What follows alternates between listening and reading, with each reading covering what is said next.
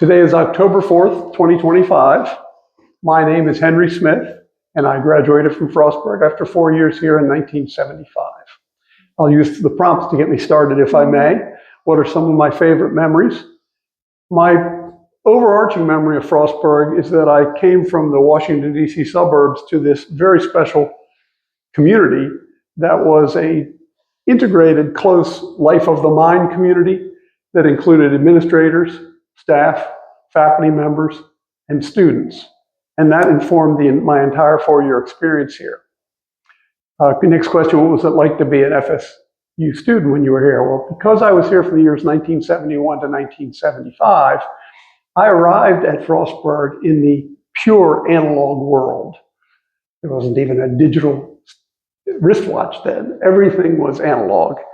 And as my years progressed, 71 to 75, Frostburg just started to change.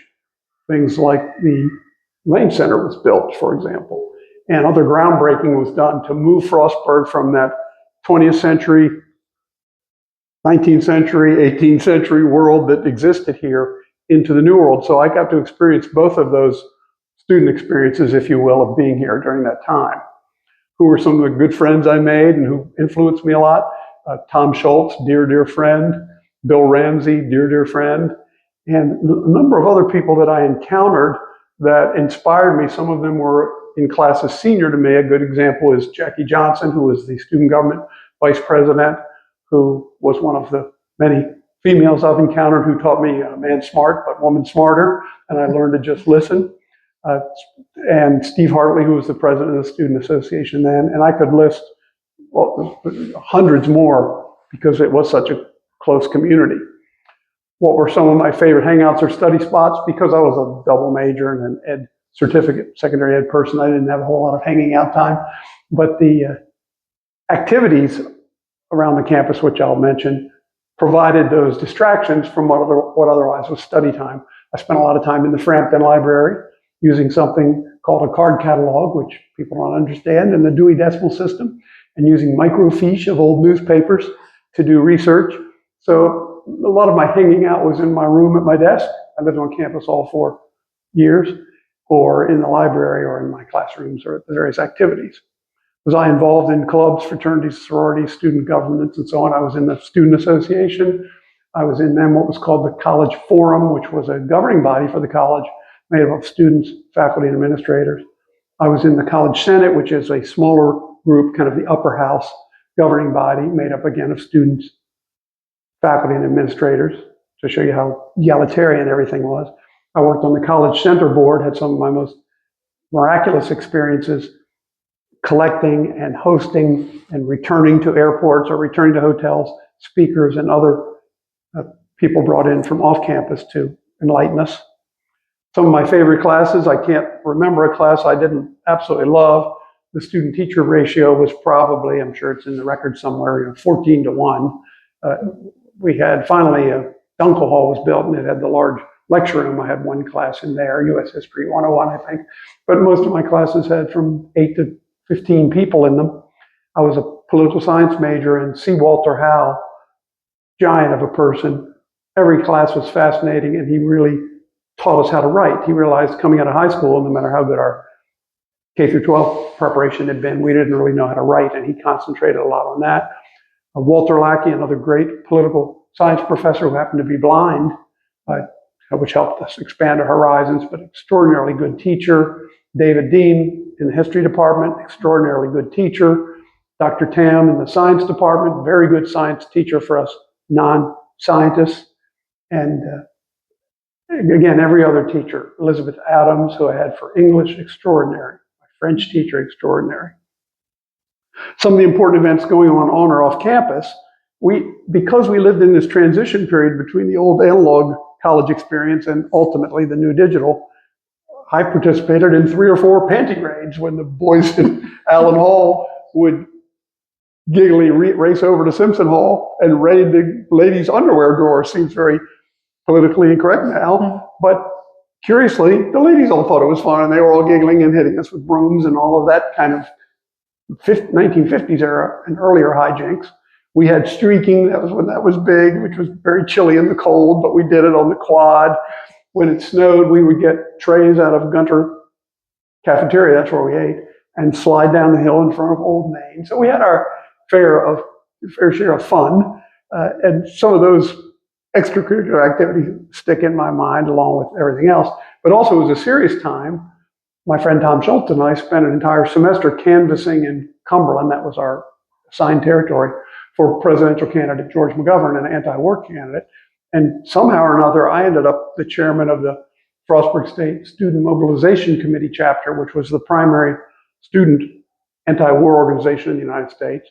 And we were assigned none other than Rennie Davis, one of the Chicago Seven, as our liaison between Frostburg State and the Student Mobilization Committee. And there's a famous, to me, picture of me and my Student Mobilization Committee members, which included Bill Ramsey and Tom Schultz and others who I've mentioned, meeting with Rennie Davis here on campus to talk about the next bus we were going to load up in the parking lot and take to Washington for a march on Washington. We did a number of those. So we had this combination of, a panty raid and a very serious march against a very dangerous war. Another thing that off campus is requested, because of where Frostburg is, and because many of us who came here from 1971 to 1975 came here for lots of good reasons, but one of them was we could actually afford college, given our humble background. There was so much free stuff to do in the region. We went rock climbing, we went mountain climbing, we went bouldering, we went rappelling, we went caving, we went kayaking, we went hiking in Dan's Mountain. We had student government campouts in Dan's Mountain State Park as kind of a bonding experience. We had outward bound activities for us resident assistants who came back to school early each fall and did these bonding experiences. So all of the surrounding activities around the town of Frostburg and in Frostburg were invaluable to me.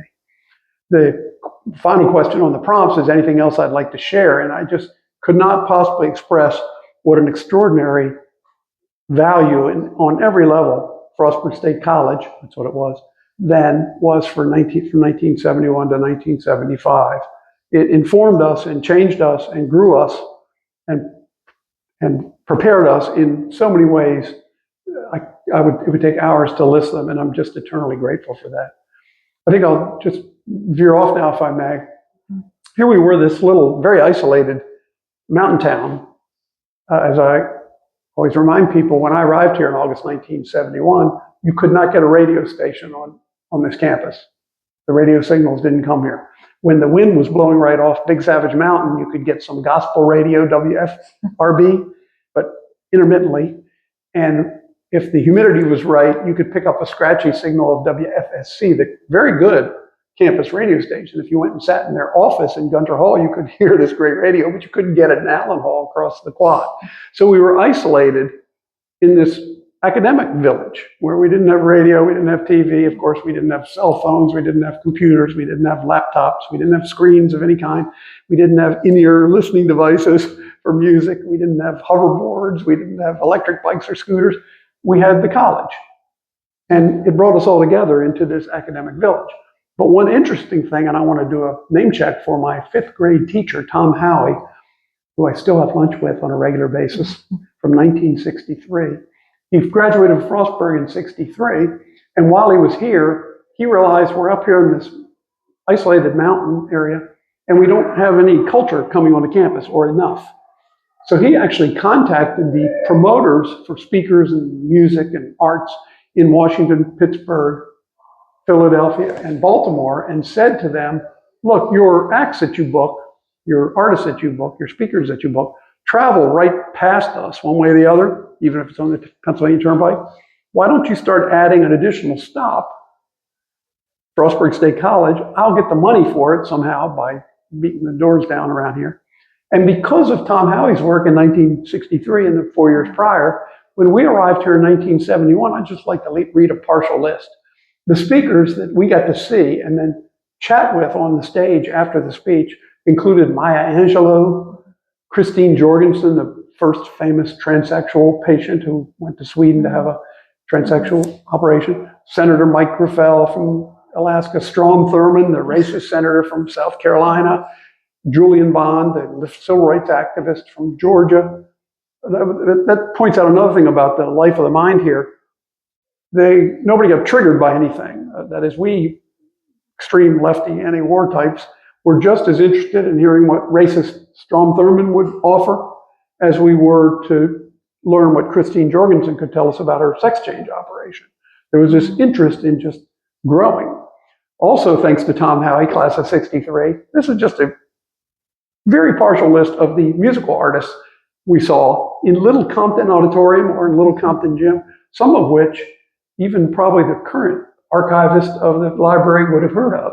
Linda Ronstadt, Maynard Ferguson, Monty Alexander, Joffrey Holder's Dance Company, Nils Lofgren and Grin, Badfinger, the James Gang, Roy Buchanan, Joy of Cooking, Mason Prophet, and on and on. We also had our own dramatis persona here on campus, very good drama department, who put on the Broadway production of Hair, including the nude scene in the auditorium for us to watch. We had the Frostburg Marching 100. There were 100 pieces in the marching band, even though we only had a total student population of 2,200. We had this extraordinary marching band. We had the John Bauman's incredible Frostburg State Jazz Ensemble, which included as a guitarist Orlando Garcia, who has since gone on to win a number of Latin Grammys. So we had all of that happening, and we could, of course, walk to it all. And just a couple quick little things in the remaining time to show you how analog Frostburg State was, and this might be of more interest to the historians than my gratitude blathering. When we arrived here, we arrived on old Route 40, the national road. There were no highways. It was a one lane in each direction road, and it went over the top of Sidling Hill, not through that big cut. It went over the top, and it was a 90-degree hairpin turn. In fact, my kid brother and his friend and one of my best friends from Clinton, where I grew up, came up to visit me as a freshman, and they hit that 90-degree turn in a sleet storm in February in the fog and totaled their car, flipped it over. I mean, it was hard to just physically get here. And a lot of people came to campus from Baltimore, Washington, points beyond, points between, on something called a bus. There was something called the Continental Trailways and the Greyhound bus lines, and you would go to a bus station, load all your campus belongings on there, buy a bus ticket, take the bus to Gunter Hotel, which is where the stop was, and then haul all your stuff to your dormitory. That's how analog we were back in those days. When we arrived, as I said, we had no TV, no radio. We had each other. In Allen Hall, second floor where I moved, there were no stalls on the toilets. It was a row of toilets, like going to Parris Island for the U.S. Marine Corps. Everything was so, the girls had them. Ladies had them, but we didn't have them. Our dorm furniture was made at the prison in Hagerstown and looked like it. It was industrial. We had cinder block walls. They still exist, of course, in Allen, and metal door frames. If we needed to make a phone call and we could find enough change, because you had to keep plugging the hole with quarters or your time ran out if you promised to call mom every once a month, we got in line at the end of the hall of our dorm hall and waited for our turn at the phone booth that was there and put coins in. This was 19th century stuff going on up here. Our campus bookstore was a room about this big on the first floor of Gunter Hall, and what it sold was books. You couldn't get a sweatshirt or a laptop or a stuffy. You bought books. We typed our papers on manual typewriters that we brought from home with typing paper and whiteout to correct our mistakes. Our gym was the old Compton gym, which was much less fancy than my gym at Surrattsville Junior High School when I was in junior high, but that was the gym. There were no treadmills on campus or health centers or fitness rooms. If you wanted to go for a run, you put on your boots and your winter coat and your gloves and your mittens and you ran in the snow. That's just what you did.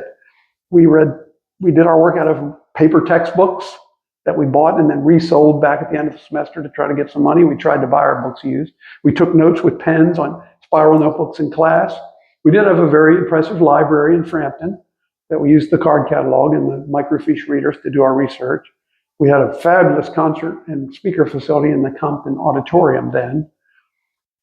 The needs of a college student then in 1971 to 1975 were very limited. And of course, we could find all of our essentials by just walking to Main Street, because what we needed was a post office, a bank. There were two Frostburg-based banks, Fidelity Bank and Frostburg National. You didn't have to go to a Bank of America or a PNC. There were two banks that were headquartered in Washington. The G.C. Murphy was there, so if you needed a flannel shirt or any notions, you'd get it at G.C. Murphy. And the movie theater, the Wonderful Palace, and super shoes if you needed a pair of boots. We paid $200 a semester. That was my tuition, which was waived in my case because, like many Frostburg students at the time, I agreed to teach in Maryland for 2 years after. So my tuition was waived. My room and board was $700. That was $200. Incidentally, is $1,200 in today's money. That's what the tuition was.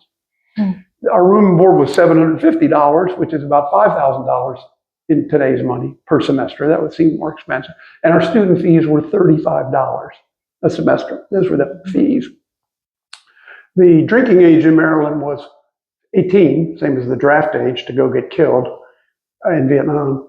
And we had two committees when I was a freshman. I was on both of them. One was the Wet Campus Committee that adopted, and it included faculty, administrators, and students, that adopted this policy that said you could have beer and wine in your room because you were old enough to do so. And we had a 24-hour visitation committee, which permitted boys to visit girls and girls to visit boys 24/7, which was completely prohibited before that. So as I mentioned, 71 to 75 was a little bit of a transition period from this old school to new school.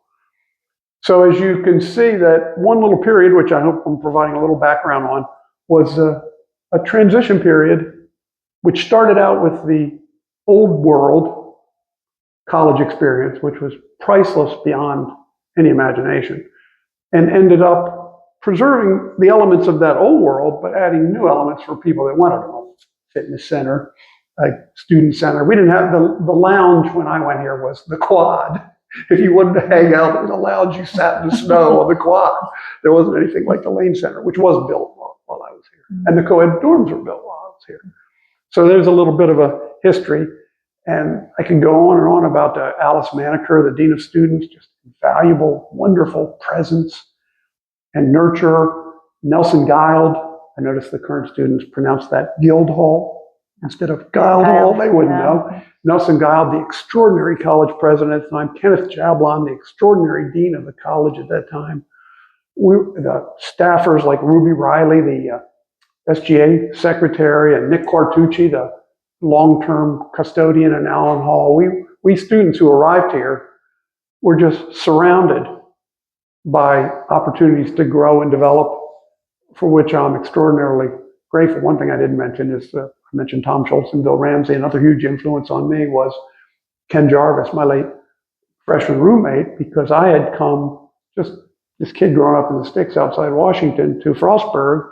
I moved into my room, and there was a guy who had been in the Navy for 4 years before coming. So as I tell people, I lived with mommy, and then I lived with a guy who had been all around the world and greased the catapults on an aircraft carrier. So it's just an extraordinary time and place. I know it still is, but those are some of the particular characteristics of that time and place, and I very much am grateful for the opportunity to share that with the archives. Thank you very much, Henry. You're most welcome.